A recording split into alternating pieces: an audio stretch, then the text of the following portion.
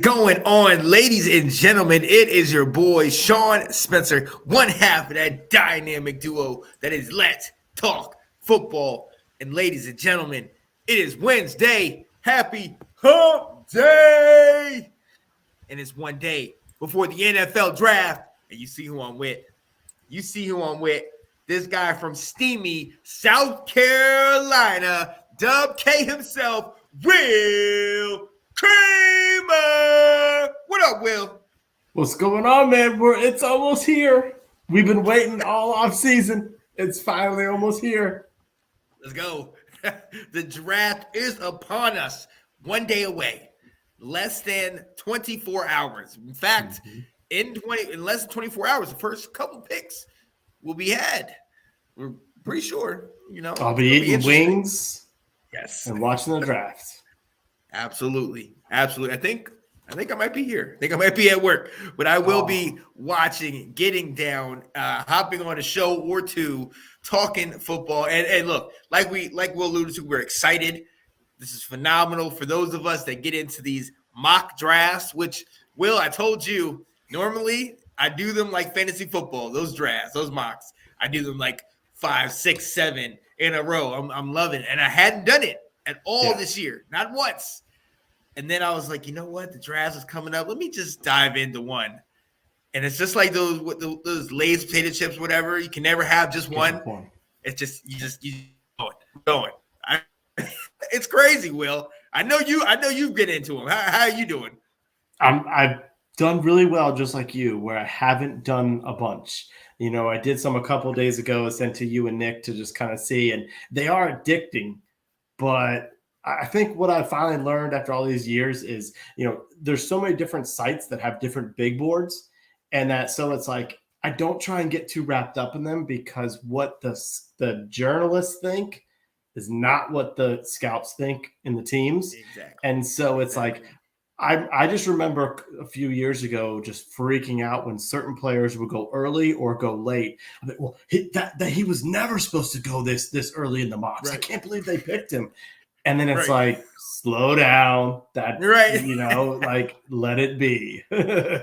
Oh, yeah. I was telling you, man, I was getting trades. And number one, trades are the best thing in the world. If you're a mock drafter, if you get those trades and you start seeing all the different possibilities, you're like, oh, my goodness, I can get more picks? Yes, let's do this. Yeah. But I was starting to get trades. And like you said, some sites have things differently. Some sites have where teams are making these crazy, outlandish moves. I had the Chargers offered me a trade for the 16th pick and then also offered me Austin Eckler with that. I was like, just for the 16th? I was like, wait a minute. You know what I mean? I think the Cardinals offered me Buda Baker and a pick just for the 16th pick. So some of that stuff's not realistic. So we try to make it as realistic as we can. But with that, I love what you said, because it's a lot about scheme, a lot about fit, a lot about the need. And we're going to talk draft philosophy. We're going to talk who's going to slip, who's going to rise, and who we are going to pick at 16. But before we do, and something that actually incredibly impacts our whole picking, or who we're going to pick, what direction we're going, we have to talk about a guy that's in-house. Washington has decided to decline Chase Young's 5th-year option. Will, we've talked about it. We've heard Rivera kind of say that they were, mulling over that idea, and now it's official. What does this mean for us? A lot of unanswered questions. That's what that means. It also does mean, I'm gonna put on my Commanders hat here, Commanders fan hat here, and say that there's a lot of options as well. Yeah. There's a lot of questions, because it's not a good look when your number 2 overall pick, you're deciding to not extend for his 5th year. It's a really bad look there. I think they were talking about, like, top 5 has only had 2 or 3 of these done. And some of them were just the ultimate busts. And we're among those teams with someone like that. So that's not a good look there. It brings up a lot of questions to see. So what's going to happen this next year with him and Montez, or at the end of the season, what's going to happen at the end of this next season with him and Montez, if you can only pick one? But then it opens up a lot of options in the form of, well, okay, so one is going to be okay between the two of you, but whichever one balls out gets to stay, you know. But it also it has some options in the draft coming up here. Do we look to get a replacement? But then Yes. ultimately, the other thing I thought about this, and I heard it today on the radio, is just relax for a little bit. Like, they've chosen to not pick it up, but that doesn't mean that it's it. This is it. He's playing for one more season and he's a bust in DC. There's a chance they could release a couple players. You release a Chase Roulier. You release a Andrew Norwell. You release Logan Thomas, Charles Leno, a couple other stuff where you could free up some cash to extend a Cam Curl, to extend a Montez Sweat. You could have Montez Sweat on a contract extension in this offseason still, and that still has the franchise tag available next year for Chase Young. So this isn't goodbye. This isn't you're playing one season and you're gone, because they have a franchise tag that can be used on either one of those players at this point. So.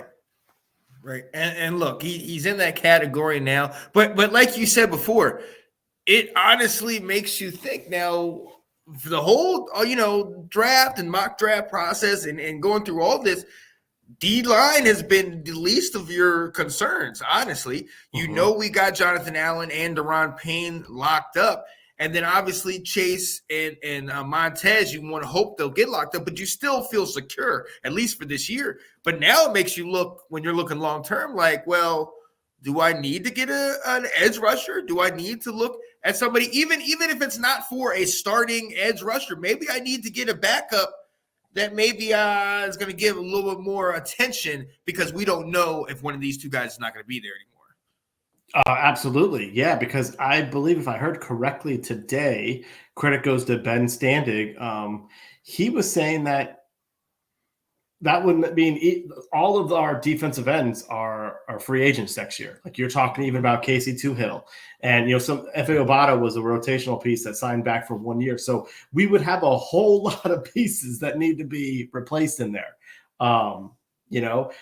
I think ultimately this is a motivational tactic that they're doing there. And they do have a little bit of history to say, if you play well, we will reward you. They did it with Jonathan Allen. They just did it with Deron Payne. They took his 5th-year option, and then they franchise tagged him, but they were like, if you play well, we'll talk extension. And that could be happening with Montez Sweat. Sweat had a much better season last year. He fit the scheme, as you talked about earlier, and he let the other players play well. So right now, me and Ab talked last week, and like we're all talking with our heart right now when we're like Chase Young. But ultimately, when you look at you compare the two players the last 3 years, Montez Sweat is the more productive player and fits the scheme. Exactly. So he would be the player that you would probably look towards. But this isn't goodbye.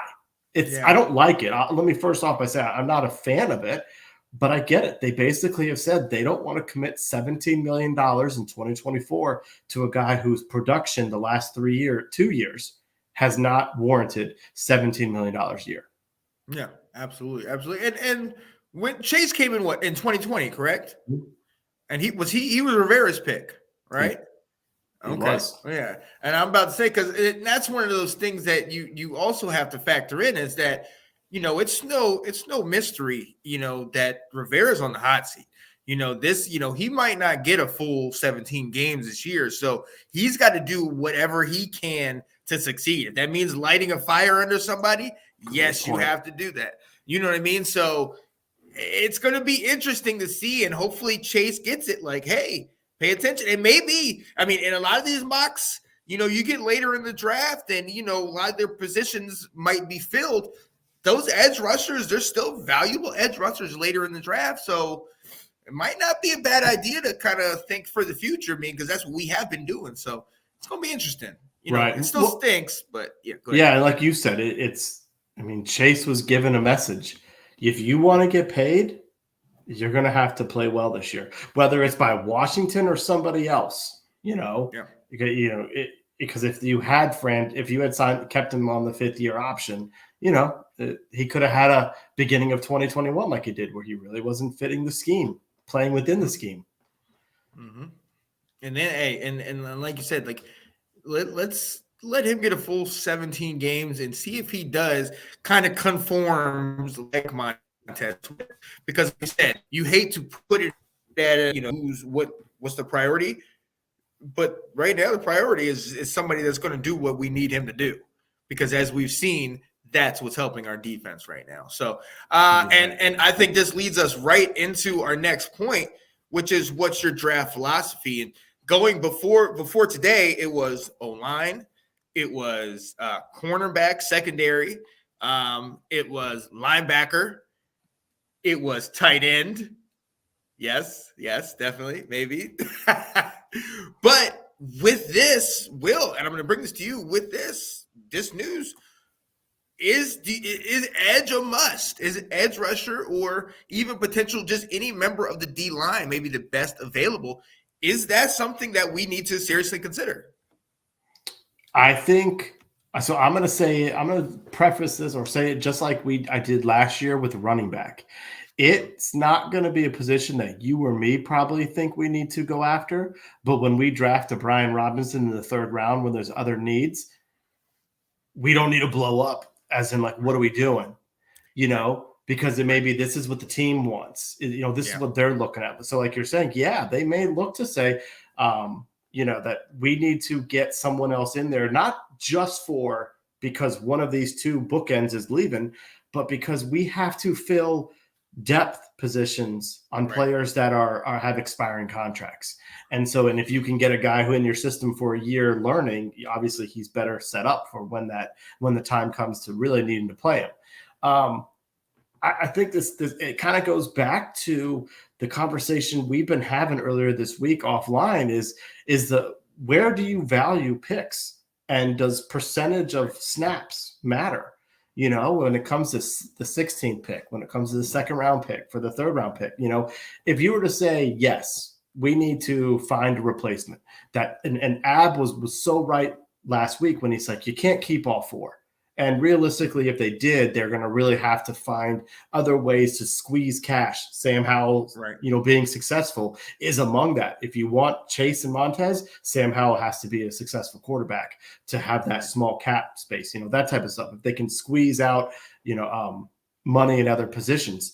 And so you're trying to think about, do you need to sign a defensive lineman who's going to be a part of a rotation this year?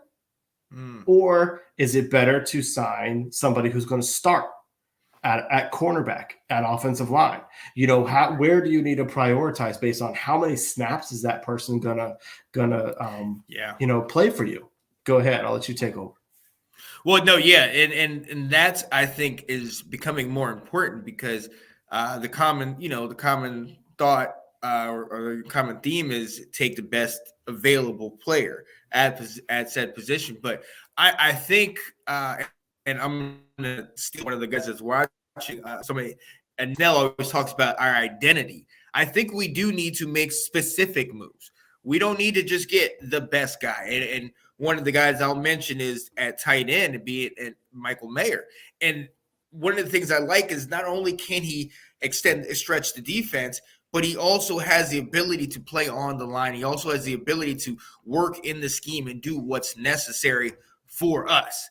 You know what I mean? Cody Monk, another one of those guys, is position flex, can go from different positions to position. So I think we need to focus on maybe not as much the best as it is what's the best fit, like what we been talking about. And I think that plays a major part in the draft coming up tomorrow.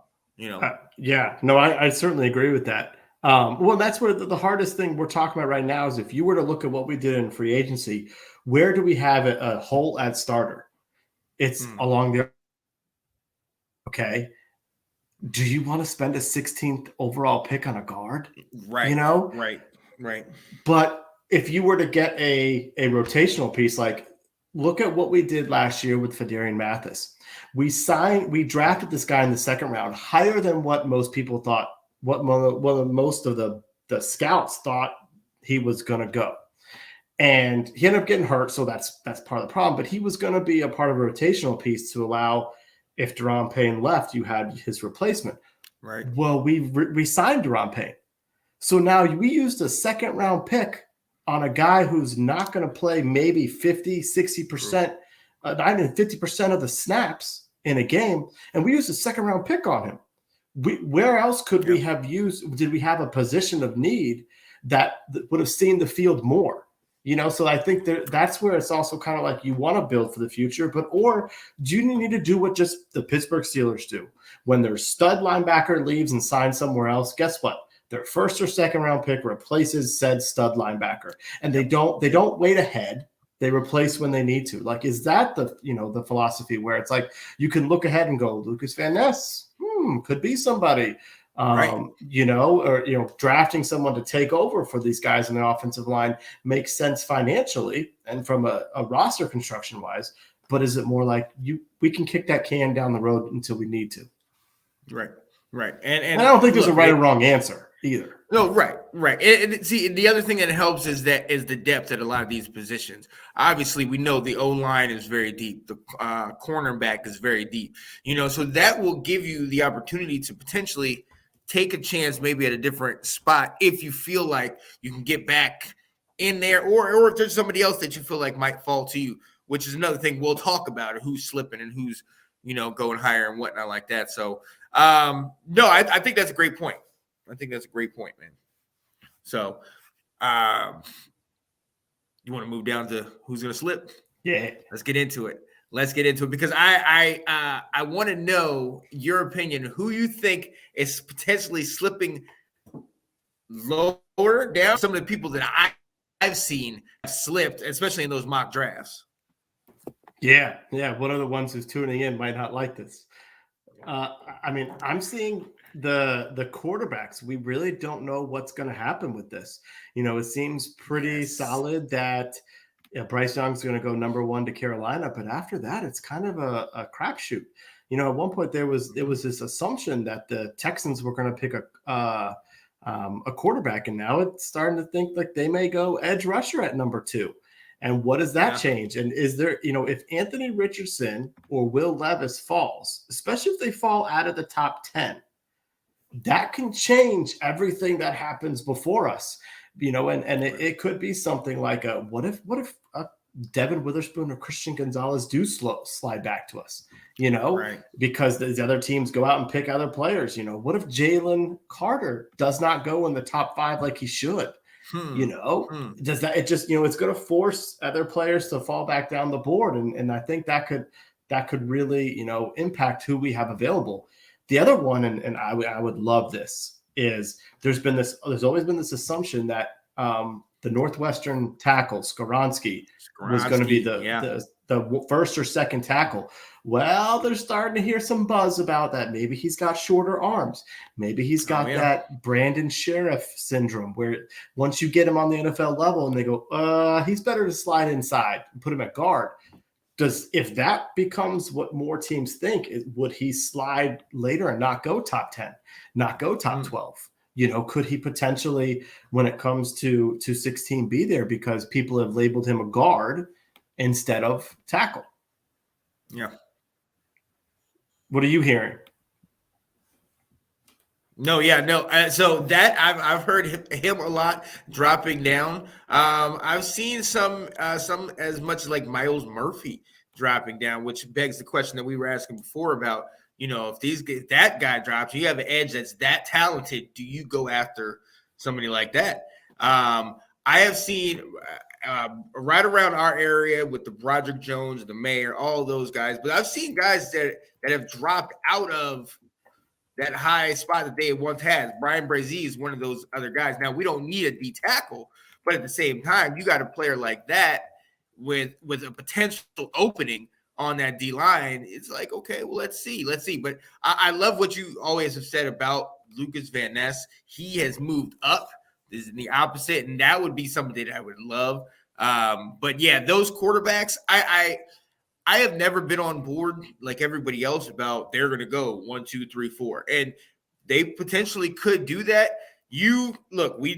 Alex said in one of our group chats about the difference between Malik Willis and Anthony Richardson, and how Richardson has that ability, and if you can hone it in and you can get him working on, getting more accurate and reading defenses like he is. He's a little bit better than Malik, but if you get him on that, okay, yes, you can justify that pick.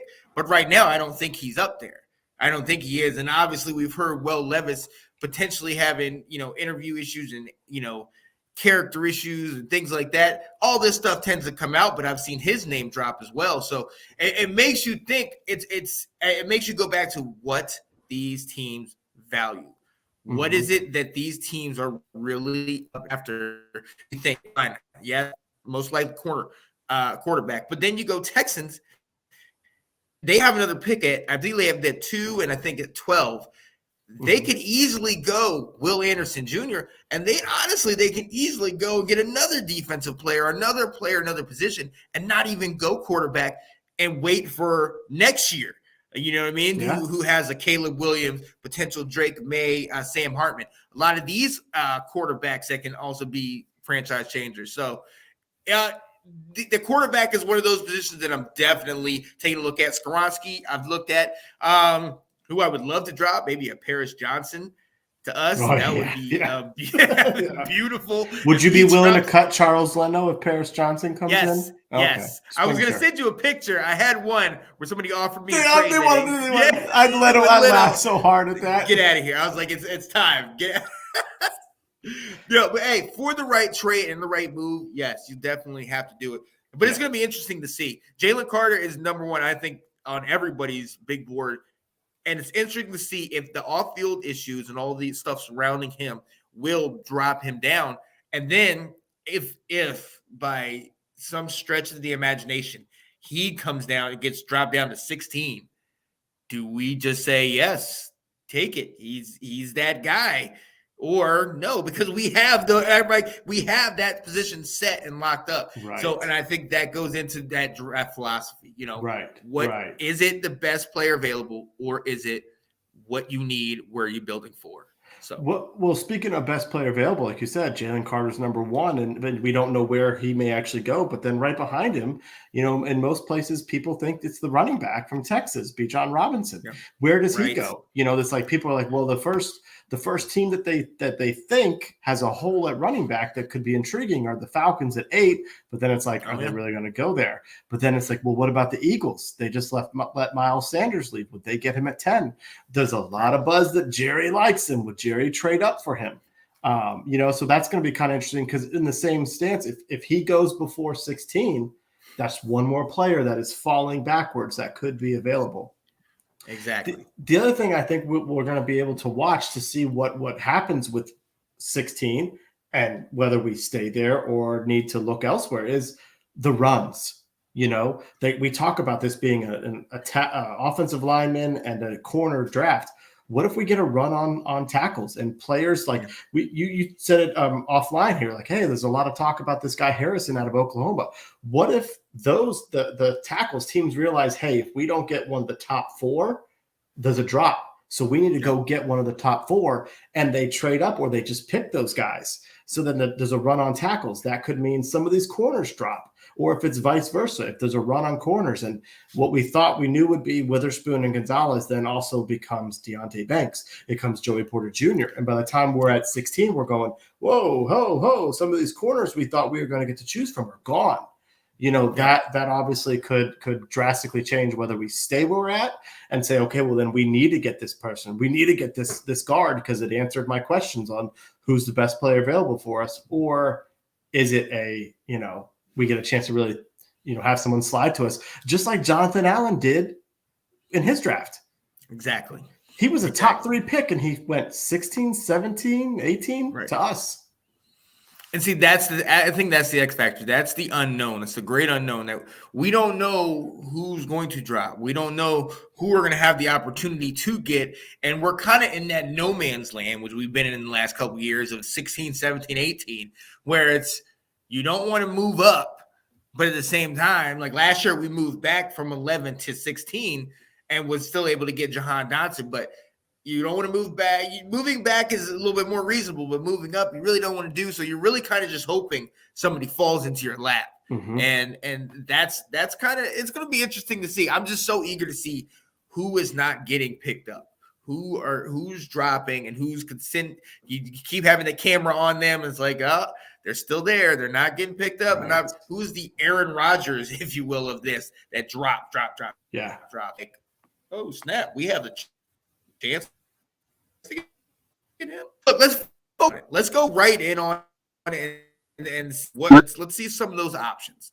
Some of the options we have at 16. What are the options we're looking at the 16th pick overall?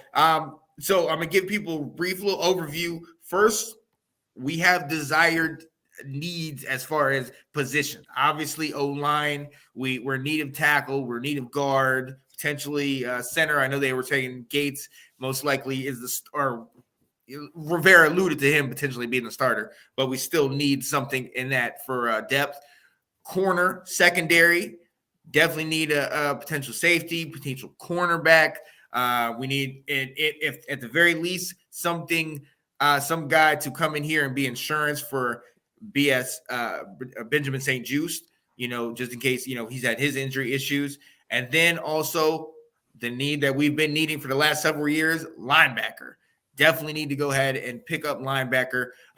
Also, there's other ones. We have tight end potentially, maybe wide receiver, running back later down there, but not really. Mainly those other three are the big ones we need. So, Will, what is your first option at this where you're kind of leaning towards, or what are you thinking? So I think it's an intriguing pick. I'm not going to say I'm leaning towards him, but I'm intrigued by this. And I want to start off with the guy that when I said I wanted to talk about this guy, you went, huh? And his name is Brian Branch, the safety out of Alabama. So the thing about him is that it has you be a little bit cautious is he ran a slow 40, a 4.58, I believe. So he didn't impress people with that. And there's concerns about his actual speed, although there's a lot of folks giving the whole, well, you got to see his game speed. It's a lot different, speech. The thing about him is exactly what Ron loves is his position flex. He has the ability to play slot corner and safety. And that would be filling a hole that we have right now, which when we lost Bobby McCain, we lost our slot cornerback, our slot DB. And that, there's some talk about could Kendall Fuller go to, be pushed inside if we got a good corner, but that's not his natural preference. And so this guy could come in and, when we talked about percentage of plays, he would be able to get on the field quite a lot. Also, we run 3 safety look primarily. You and I and all Commanders fans want better linebackers on the field, but they don't run more than 2 linebackers, but a handful of times in the season. And they have 2 starters. They have Jamin Davis and Cody Barton. They signed him. So in their mind, they could be saying, we have our linebackers. We don't need someone that could replace those guys, but we need a safety and a third safety right now because we have, we have Forrest, we have Curl. They hope Percy Butler, steps up this year. But what if Branch can play, nickel corner and safety? That could be a person who gets on the field a lot. And the last little bit of is Nick Saban loves this guy. I think he called him the heartbeat of his defense. I don't think he called him the quarterback, but I think he might have said he was the heartbeat. It's like, if Nick Saban's going to praise this guy, which of course he's going to praise all of his players, but if Nick Saban loves this guy, there's got to be something there to him. So he's an intriguing chess piece to me. Yes. Oh, absolutely. Absolutely. I'm not going to, if you've been following all the things that we've been talking about, there's be no surprise to you. I'm going Cody Monk out of North Dakota State, 6'5", I believe, over 300 pounds. Obviously, the picture was the first thing to get me. But then I watched him at his pro day, and I watched him during the combine. And they had him at every single position, center, guard, tackle. You mentioned something, your favorite phrase, position flex. That is him to a T. This guy came into college as a tight end, a 221-pound tight end, and gained the weight to be a lineman, but never lost that speed. So it's smooth. He's an athlete. He is great he's first elite overall speed, but he's great with his lateral speed. You know what I mean? Perfect for the screens, perfect for, you know what I mean, the sweeps around the corner, which is what this offense seems to be leaning towards. You know what I mean? He's effective in space, and he drops his hips, even though he's high, he's so big, he drops his hips to accommodate if he has to go up against a lower guy, a lower edge rusher or corner, something of that nature. This guy right here is somebody that I really feel like wherever we need, he can be put, he can be taught, kind of trained and molded into that position. And it's going along with what it is we're after. Andrew Wiley, mobile. Cosme, mobile. Let's get these guys in here that are mobile. And if this is what Bieniemy wants to do, get these guys out on the edge with a mobile quarterback. We know we got in the backfield. This is the guy that I think fits the scheme perfectly. This is somebody that I am so looking forward to, hopefully us getting. And you know how much I'm paying attention to him. I almost am as excited about this guy as I was Sam Howell, because I just feel like he could fit in the system. My only drawback is that he is from a North Dakota state, which doesn't make a big difference. But the glaring memory I have is the last guy we had, which is Carson Wentz. And obviously it kind of puts a damper on it, but it also is, I don't want to say that you can't find talent over and, Division 1, AA, 1, 2 or whatever. But at the same time, there's a reason why they weren't on this spot. There's a reason why they didn't came over here. So you always have that kind of suspect. It's not Alabama. It's not Georgia. It's not even D1 big time. So you're kind of like, ugh.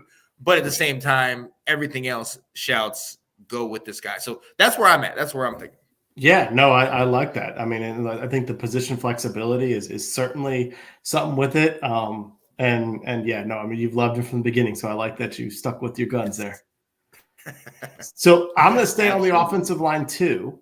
And the next guy that I think could be a real interesting option for us is Darnell Wright from Tennessee. Yes. All right. He's a right tackle, which I think for a while I haven't been watching him because I'm like, geez, a first-round pick on a right tackle. I mean, for all these years, we had John Jansen. He was a second-round pick. We had Morgan Moses. He was a third-round pick. Like, do we really need to use a first-round pick on a right tackle? Right. That type of stuff. But what really stood out to me is the fact that last year he really solidified himself when he moved to right tackle, when they moved him there. And they said, and he found his spot. All right. And you look at what the Giants did last year when they drafted Evan Neal, I believe it is, to pair with Andrew Thomas on the side. They got two bookends, for the Giants now. And I started thinking about this, and it's like, what is the ways that we could help Sam Howell? And the biggest way we could help him is to have a better offensive line to give him time to figure things out, see the game develop in front of him. What is better than putting a really good offensive tackle out there to assist him? I also love the fact that in the game he played against Alabama, he stuffed Will Anderson, the guy who may be the number one defensive player drafted. He stuffed him. That's huge. It kind of lets you know when you talk about the concern about Cody Mauch, and then you go and, well, this guy went toe to toe with a stud, the best player in college on defense, and didn't have a problem with him. That's real intriguing. Right.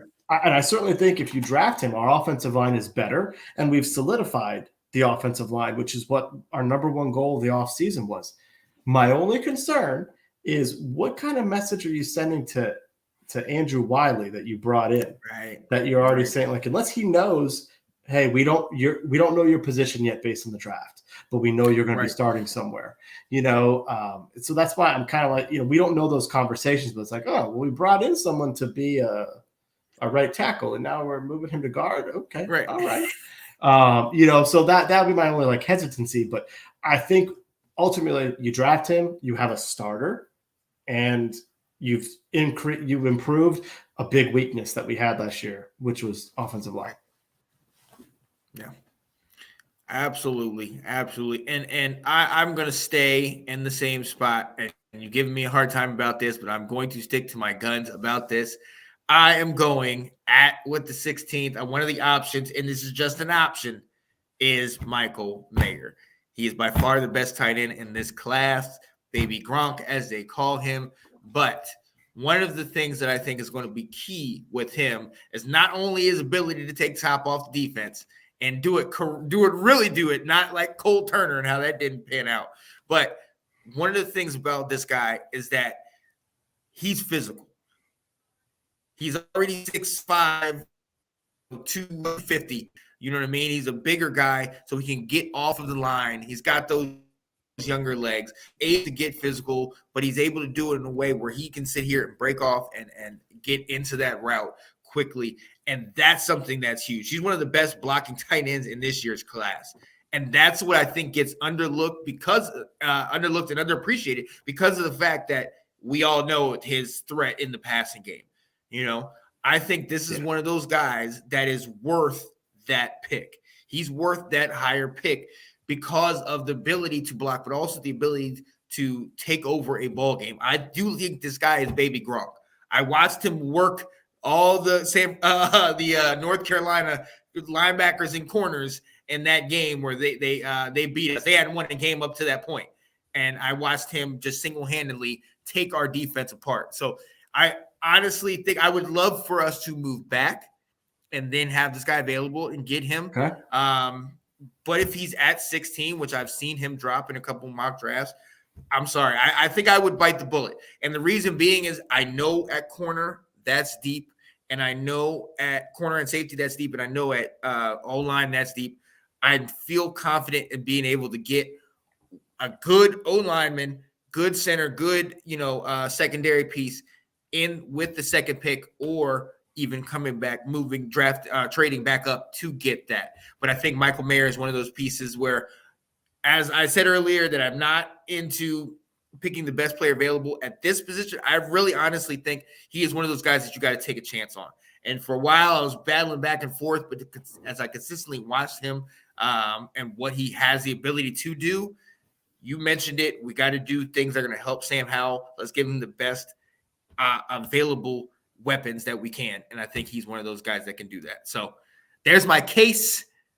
I'm resting it right there on Michael Mayer. If we get him, we do him or that's time. But yeah, that's where I'm at. That's where I'm at. Yeah, I know you would be. You would be absolutely. Look, Eric thrilled. Kelly. Oh, of course. He would love. He's in here. Kelly. That's right, Eric. Yeah. We start talking Notre Dame, he gets excited. And exactly. I mean, hey, you've been talking all about him, and one of the things we talked when we diagnosed some plays last year was when our tight ends didn't make good blocks to set the edge. Yeah. So that could help the running game. That's going to help it could be helpful. So I love that you put up there Nathan Snell. Nathan Snell has he selected Joey Porter Jr. as his selection. That's not who I'm going to talk about, but I'm going to stay within the same position. Okay. And the guy that I'm going to bring up as a potential option, and I think 16 would be a little high.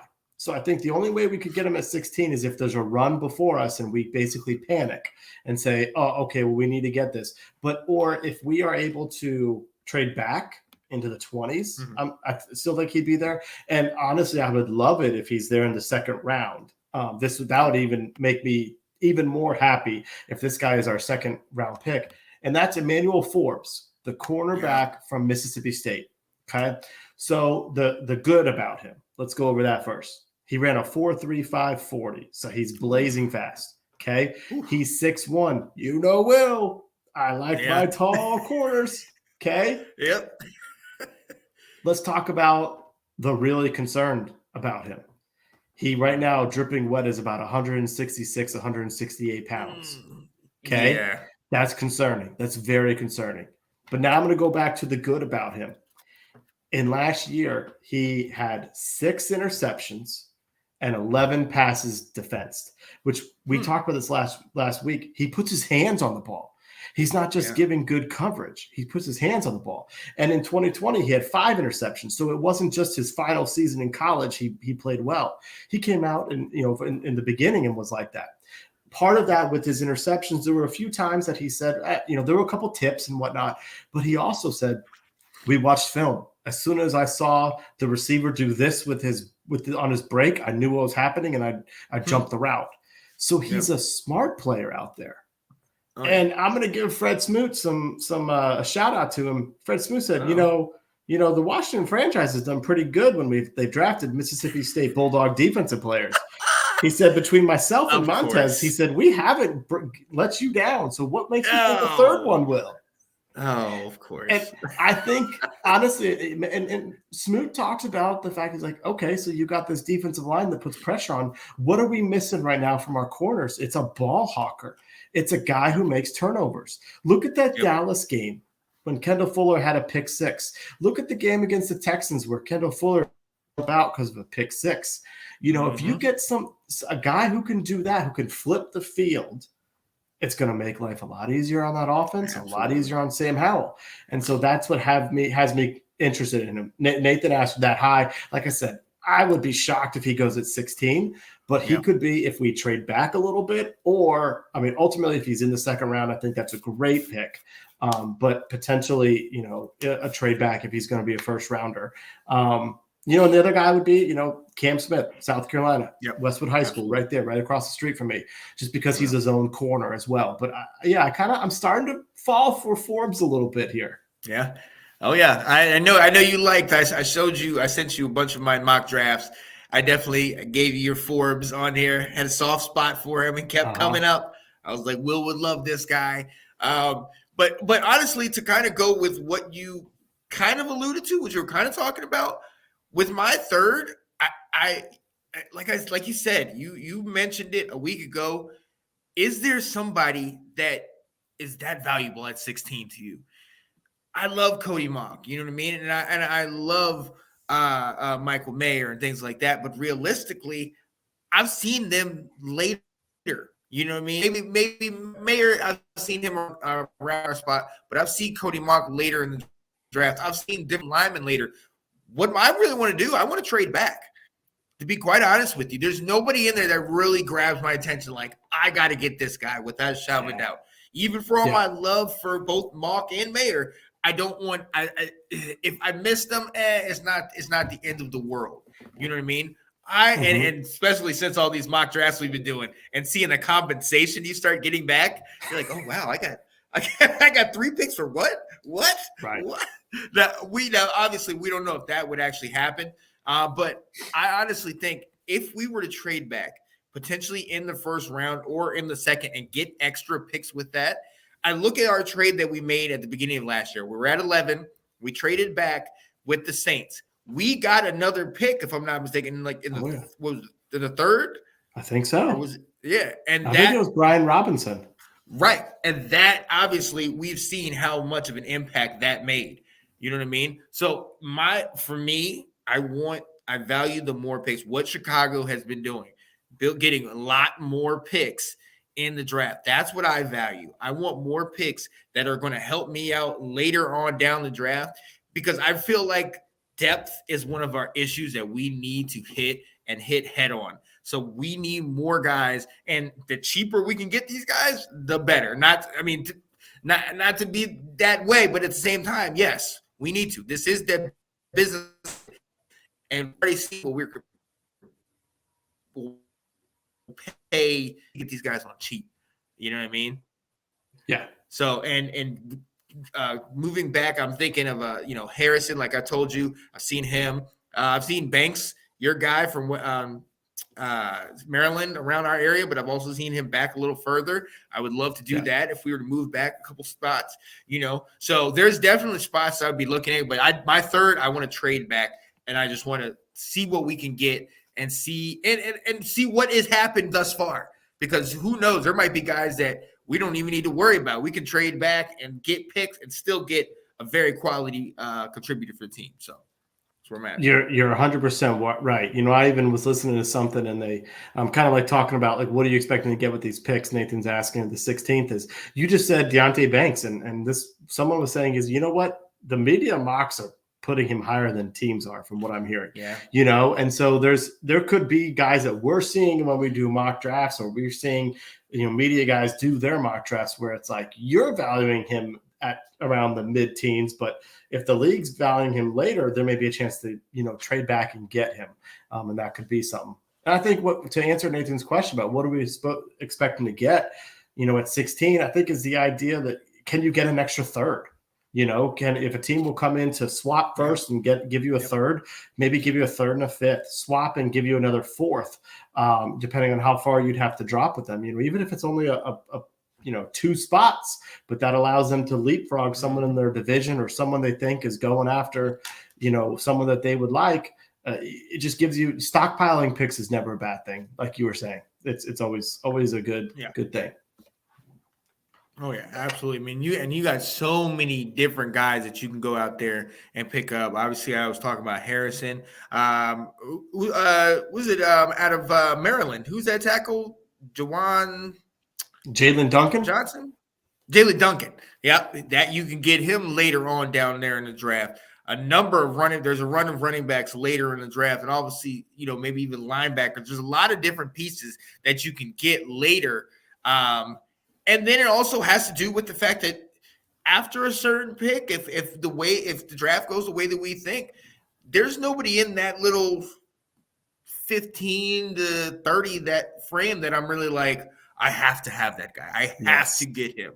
You know what I mean? There's more guys that I see in depth after the second to fourth round that I feel like serious. And that's kind of thinking, getting more bang for my buck. With that, he says, does that qualify for every team if you don't have the amount of picks like Chicago? Well, you can always trade back and then acquire more picks. Kind of that's one of the things they did. They made a bunch of trades and were able to acquire a lot of extra picks. So they have stuff to play with. And you also got to think this. If there is somebody that you see that you want, having those extra picks helps with, the compensation and trading up. And getting, somebody that's higher than you. If you have 4 or 5 picks later rounds, they might be looking for them and, be a win-win situation. Yeah, absolutely. I mean, there's so many trades that happen throughout the draft in the, second, third round that they'll review it, but we just kind of pay no mind to it. Like, oh, okay, the Patriots moved up 15 spots to select someone. They gave up 3 picks because of it. All right, well, who are they getting? So you're right. Yeah, if you stockpile picks, you can either use it to move up or just get yourself extra players. Absolutely. All right, I'm ready. Absolutely. Let's do it. All right. Will Kramer with the 16th pick. The Washington Commanders select. Who you got, Will? Darnell Wright, tackle from the University of Tennessee. We're going to get your boy, Sam Howell, the best starting lineup starting offensive line that we can. This guy's going to be our bookend for years to come. We've got one side of it solidified. We'll move Sam Cosmi over to one of the guard spots. Same with Andrew Wiley. We got ourselves a better offensive line to be better equipped for our young stud quarterback. Ooh, well, I like that. Absolutely like that.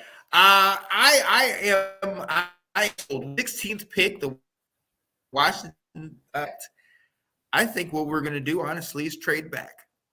I think we're going to trade back. I think we're going to trade back within the first round, and I have us picking Andrew Harrison, offensive tackle out of Oklahoma. And getting solidified. I too have a solidifying tackle, but I think we're going to value the extra picks that we get. But I have us moving back. So I think it's a great idea. Great philosophy. I support you. Let me see what there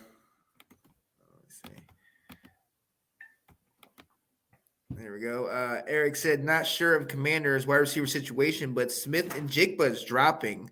Like he has a mini mocks, and it's mind-boggling. Yeah, I don't get that. I've seen that, him dropping. I don't think he'll drop that far, but again, that's another one where, like Jalen Carter, if he drops to 16, do you take a shot on that? I mean, I don't think we have a need for that. No, you hope someone comes up and wants him, and that's your trade bait. Exactly. Yeah. Yeah, Exactly. he's probably the only wide receiver, honestly, that if we had a team that needed wide receivers in the first round or early, I'd be interested in. I am not thrilled with this wide receiver class. They're a bunch of shrimps, in my opinion, and I just don't like that. Although we have a wonderful shrimp in Jahan Dotson. So Now I do love me some Josh Downs, but we're good. We have a guy we that did size, that and route. I'm yeah, not right, doing that, North Carolina wide receiver. That's not a tree, Sean. It's not a right. pipeline to the NFL here. Yeah, it's not gonna slide. But look, ladies and gentlemen, before we let you go, we are going to do one last mock draft live on here, and we're going to go through all of our picks. We're going to discuss. I don't know if we have discussed. Are we just going to go straight? Do you not want to do trades, or do you want to just? No We're trades. just no trades. All right, so we're not going to do trades. Some of these trades are crazy anyway. Let me bring it up real quick. Yeah, please Ready? do And normal so we're going speed. to go I one couldn't keep up through with you doing it 7. before. Yes. Got you. I was trying to get them out. That's where I was, man. I was on, I was on that high, man. Yep. All righty, here we go. The draft is underway. Bryce Young. Rich. Oh, yeah, right. Yeah, Richardson at 2. You see this? Yeah. Gonzalez to the Lions. Interesting. Carter to Philly. Darnell Wright. All He right's went. gone. You know who's still there? You know who's still Slavansky, there? one before us. One before us. That's killer. Aaron Rodgers got a new offensive lineman. You know who's there? Probably perfect. Who you talking about? Who, Brian Branch? No. Well, I mean, he is there. No, I What? mean, like, I don't know if it's realistic, but you have to go Witherspoon, don't you? Yeah, you have to. If he's still there, which I highly doubt he'll be, you right. have to go Witherspoon. Oh, you'd run to the podium. What do we got on offense? Let's take a look at that. I already picked him. You did? Oh, okay. Well, I'm good with yeah. that. So, Bijan Robinson's still there. Quentin Johnston, Michael Mayer, Bijan, and they're all gone now. Mayer. So I think now that we got our corner in the first round, I think Josh Downs goes early.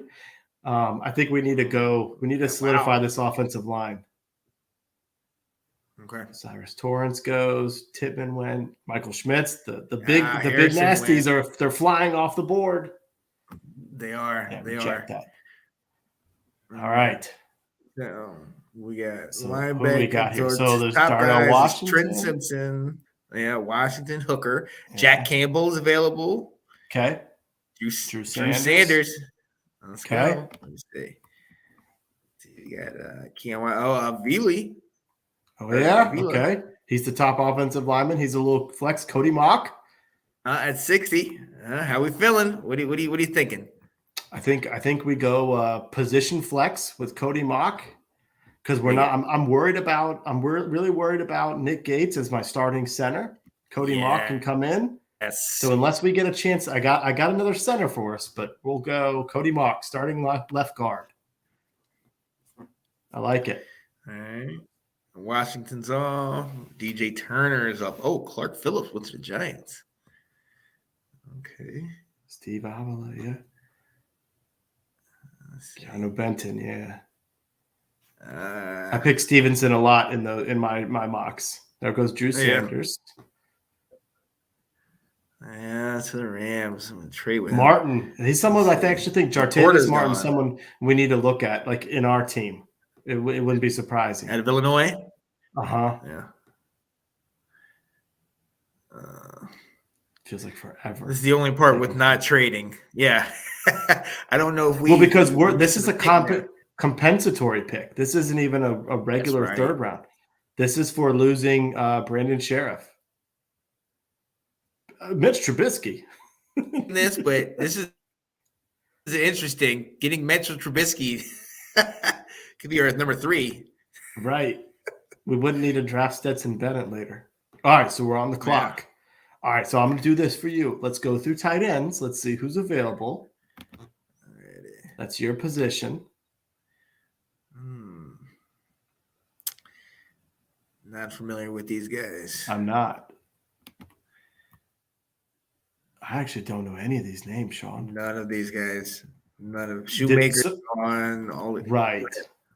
All the guys that I would know are all gone. Ah, wait a minute. So no, oh no, they're not. There they are right there. Oh, we should. All Okay. right. So Shoemaker, Okay. I would be interesting with that. Payne Durham, I picked him up a little later Yeah. in the draft, but I'd be interested in that. But yeah, what are you thinking? Yeah, well, so I mean, we're picking 97th right now. So they're, Shoemaker is 150 something overall. Let's see. So we've got a linebacker there that looks Deion Henley, Boy, someone we Henley. could look at. You could look at Zach Harrison at the edge. That would be kind of a fit the rotational piece there. Keep going down. I thought I saw someone that you got Jalen Duncan there, your boy. Yeah. Oh man, I do like Nathaniel Dell. Let's see here. Keep going down a little bit. I thought I saw a name there. Yeah. All right, go to offense for me. Oh, there he is. So here's the thing I think we consider. We look at linebacker, or my thing would be pick or player number 116, Ricky Stromberg. Yeah. Man, let me tell you something. When I watched South Carolina play the Arkansas offensive line, they were just studs. They're big guys. I mean, he's only 306, so he's not as big as some of the other ones. But it's like I don't have a lot of faith in Nick Gates as my starting center. I don't, so it's like I didn't think Stromberg would be this high. I thought we could get him in the 4th round, but so my thing would be I would consider maybe a linebacker or Stromberg. So we've got some. We'll go Stromberg because I didn't see any. Let me see what linebackers are up there. Well, they've got Henley, but there's a couple others that we talked about that could be available in the 4th or 5th that we could go after. Very true. Very true. Let's go ahead and get now the other question: will Stromberg still be available a little bit later? Yeah, I don't know. So how many players? This is the overall, right? Best all players. So is he? Because we pick. In the 4th round, we have our normal pick. I don't know. Who else is available at center, just in case? This is where we're at right now. Let me see.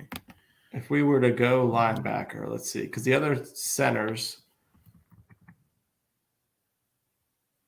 We still have Oluwatumi. So you do Jared have that. Patterson. So you do have the dude from Michigan as a fallback. Yeah. I'm good with either. Yeah. You already see what's his name? Our guy EK Holiday, Eric chiming in, talking about Jarrett Patterson. Although the Jarrett Patterson we had before didn't technically work out. So do we want to go there? Right. Now Henley is somebody that you talked about. So because I would be okay with going, but here's another one, Jalen Duncan. Yeah, I mean Duncan's a guy who can play more inside. Yeah, we already got our. Yeah, we got so we got him. Duncan is sort of like a project, He's not like Mark is going to be able to come in and play. I don't think Duncan can. I even think he's going to be. I think he's going to be a guard, not a tackle. Not a tackle. Okay. The other thing would be is, do we look at getting Zach Harrison? Do we start getting a rotational piece put in? Go way different than what we've been thinking here now that the news on Chase Young. Well, yeah, I mean, this will be the time to get him. But we haven't gotten a linebacker. So for me, it's one of those two, Henley or Harrison. Let's go to linebacker. So you want to go defense? That's what you're saying?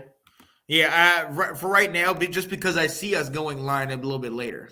So I've interest. So I've got interest in Overshown at linebacker. I've got interest in go down a little bit further.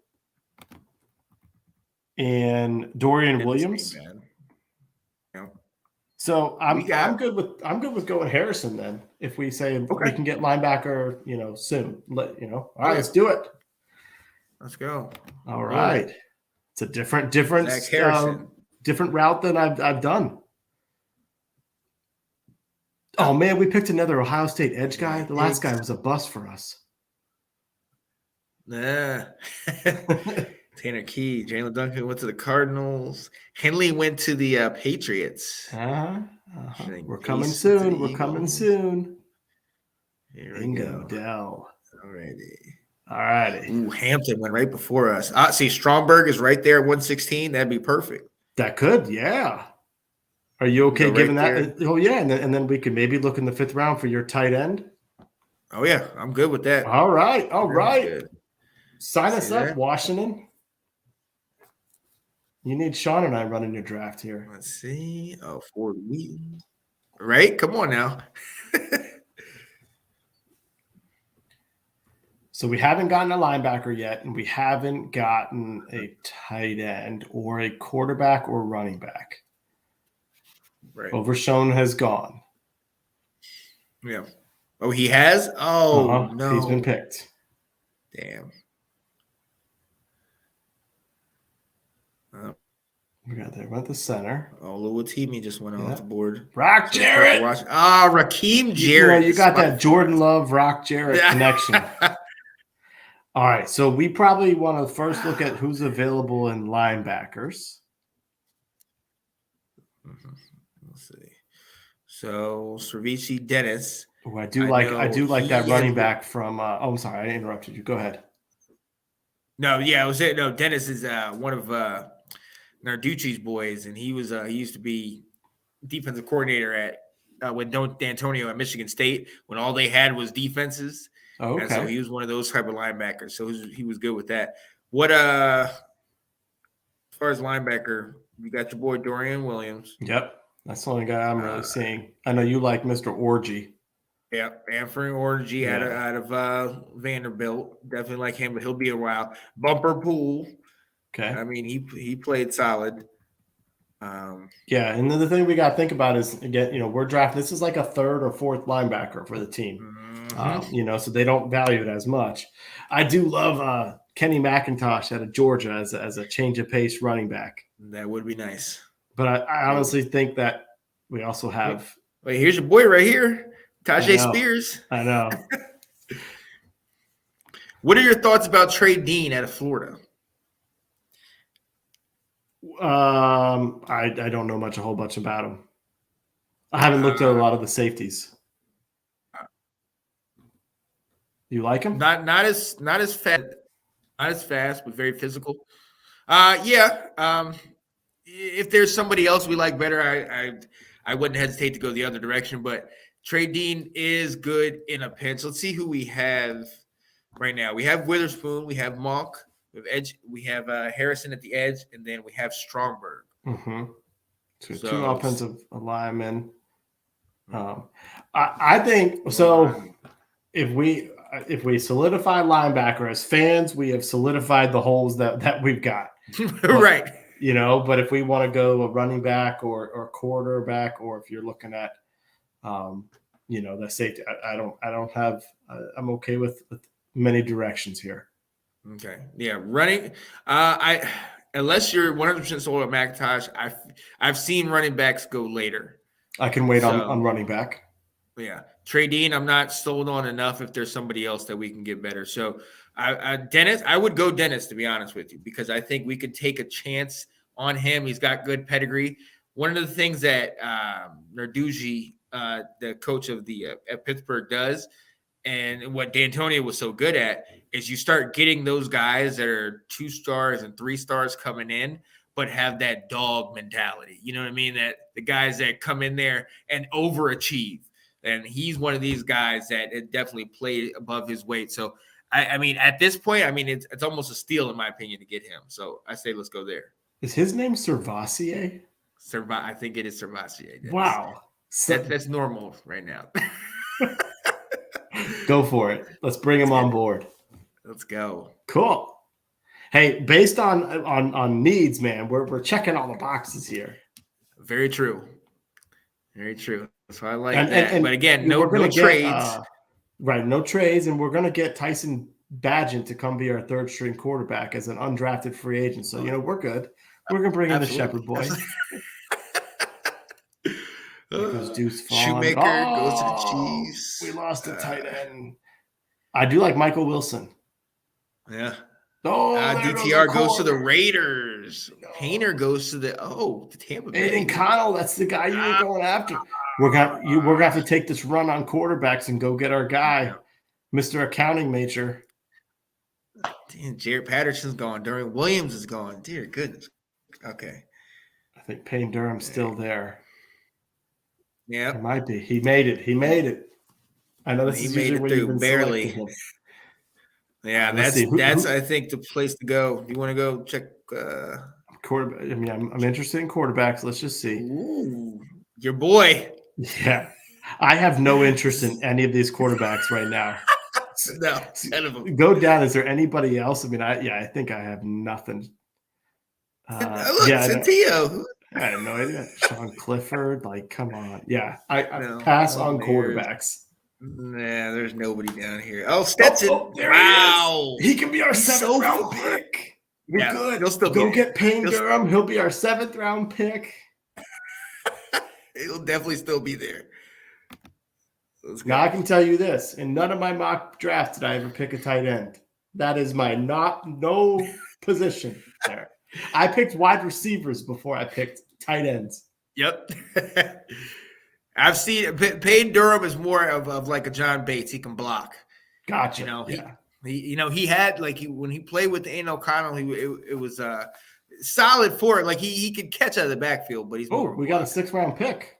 Oh, okay. Wait. So you say we just drafted a tight end that is a tight end that same thing that we already have? Look. You okayed the move. I did. Let's go Look, to wait. We're about right here. We Keaton need a Mitchell. running back. Yeah. Over Ibrahim. Because we got Keaton Mitchell, and then Muhammad Ibrahim. I'm worried about his speed in the NFL. I'll be honest with you. I don't know. Very true. Yeah. And there's a lot of tread on those tires because Minnesota runs a lot. There is. And he's not different than who's the backup running back that I think runs hard? Jonathan Williams. What's the difference in Ibrahim? Whereas Keaton Mitchell is a different type of runner. Yep. Let's do it. We can get him out on the edge and in space, and I think he'll be a threat. Yeah. And then we're gonna do it. Our final. Oh, Herbig, your boy! I totally forgot about him.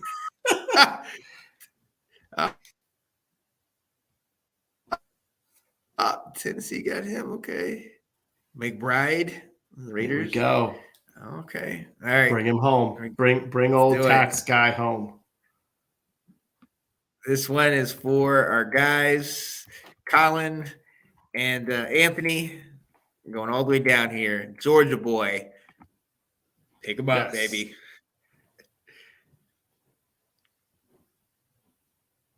I think we only have one 7th round pick. Yeah. We'll see.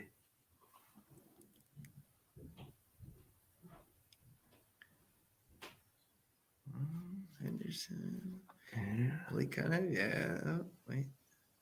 A punter. There it is. A punter went to the oof. All righty. So this is how we look.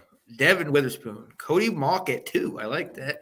Yeah. Harrison, Ricky Stromberg, Servassier Dennis, Payne Durham, and Keaton Mitchell. I think we filled all those needs, man. I know. I'm impressed with what we did. I like that. I think that was pretty solid. I mean, you got some. Let's go, Shepard. Who said that?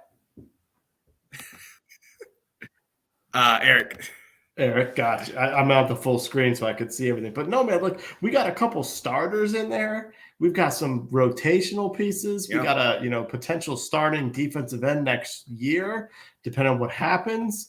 We've got depth at the center position where all our guys keep blowing out their legs. I mean, there's some good things here. We've had some athleticism at linebacker. There's some good things here.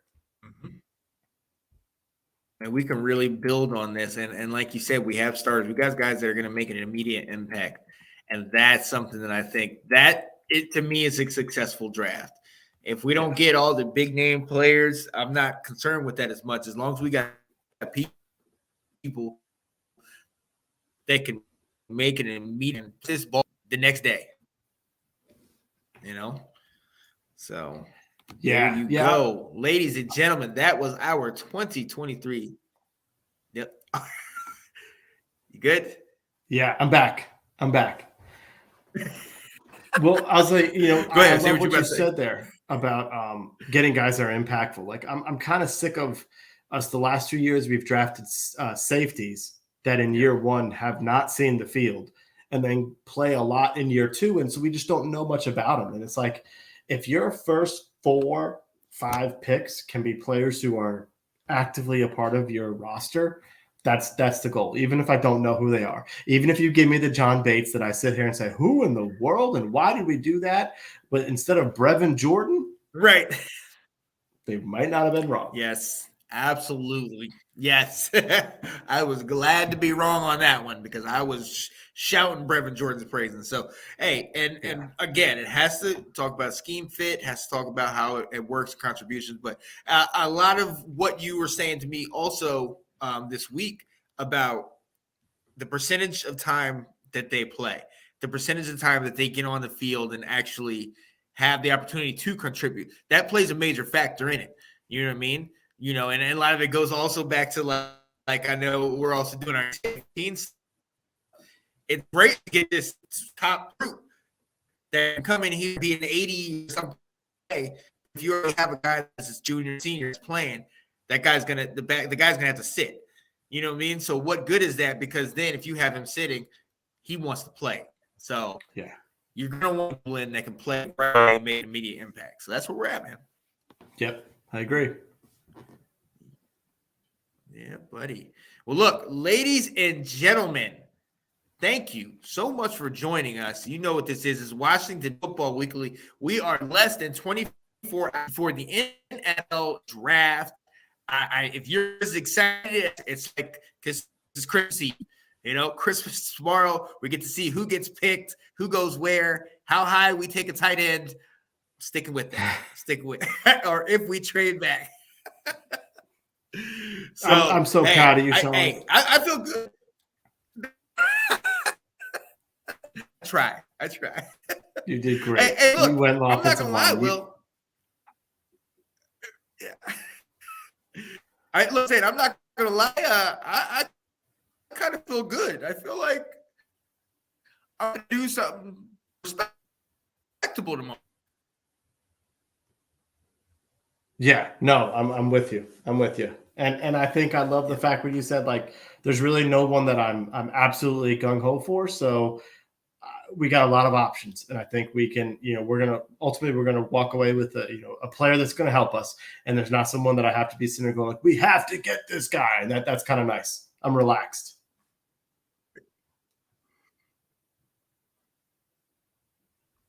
Look, we're going to go ahead and head out of here. We appreciate you watching. For me, Sean Spencer, my guy from South Carolina, Will Kramer, we thank you. We appreciate your time. Stay tuned. Tomorrow is the NFL draft. Let's get a tight end. Let's go.